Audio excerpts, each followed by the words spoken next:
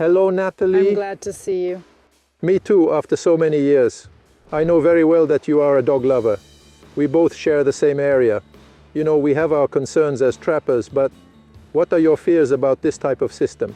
For my dogs, I'm always afraid that if you're active and we're active at the same time, especially during the small game hunting season, it's the quick killing body grip trap that worries me because it doesn't seem very forgiving.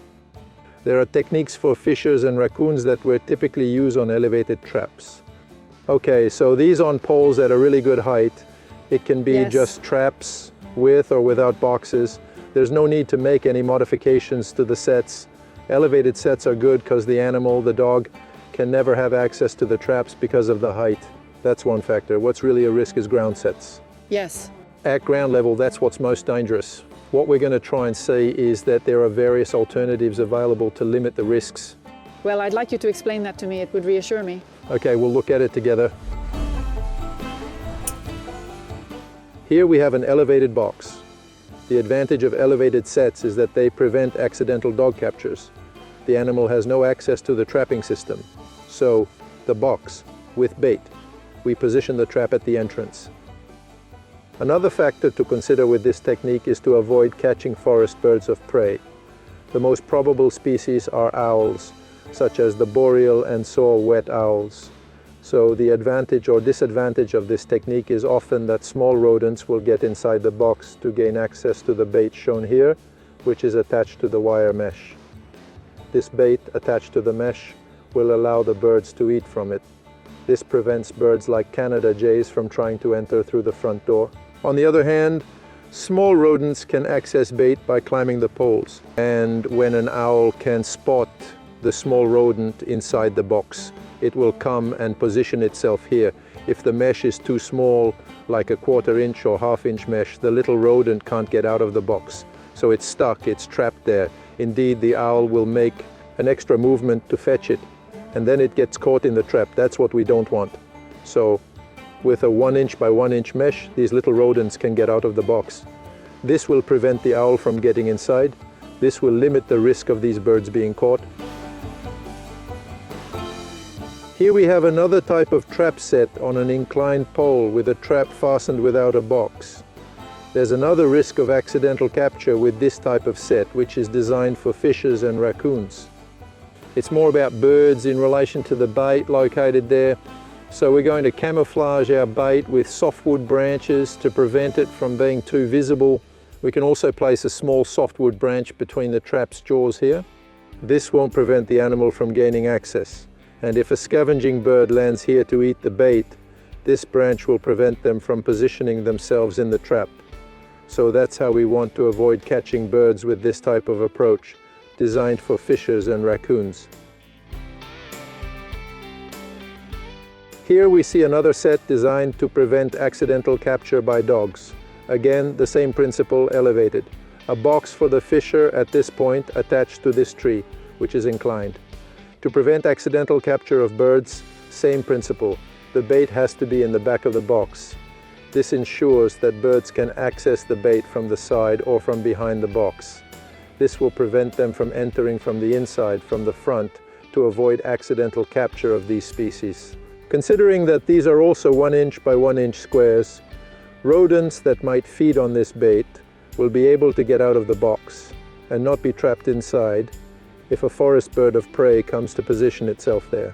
This will prevent a forward approach and avoid this type of capture.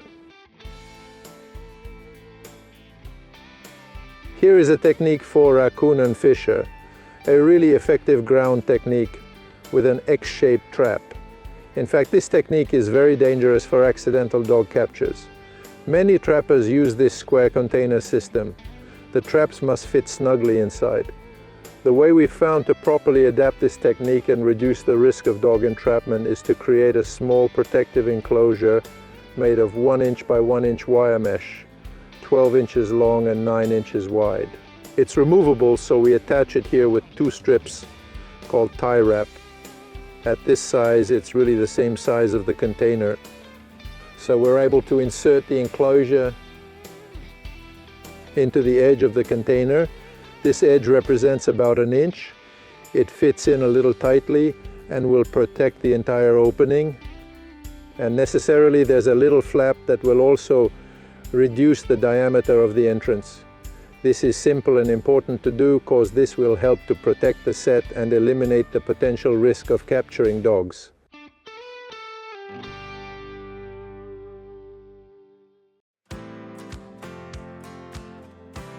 Do you have any to set up now?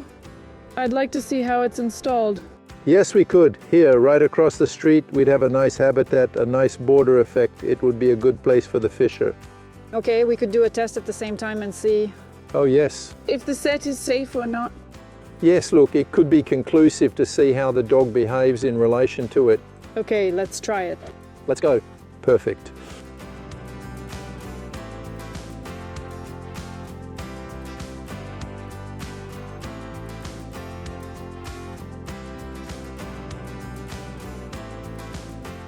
So this is a bait with a big chunk of beaver meat, a big chunk. It's a rear piece. I left some oil gland in it. We tie it onto the mesh, 1 inch by 1 inch mesh. By attaching it there, it'll help, as the birds will tend to peck the bait right there rather than going by the front of the box. As we've seen in these boxes, the depth is very, very long, so we position your trap as far away as possible. We keep a small distance from the back of the slots to allow the springs to expand without launching the trap forward. And the dog on either side, there's really no danger of him getting caught. There's no excess. That's it. He'll definitely pick up the scent of the bait. He'll try to get closer. There's a good chance he'll approach from the back. Okay, yes. So he's less likely to approach from the front.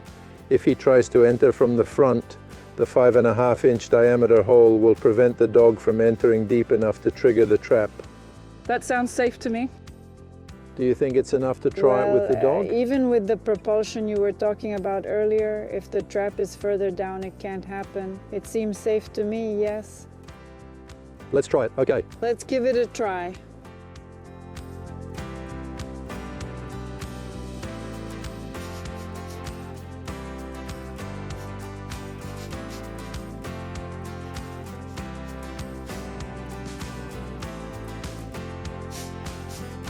And finally, what do you think, Natalie? Well, it's a bit like we thought. Look, it's still on the fence. That makes it look safe to me.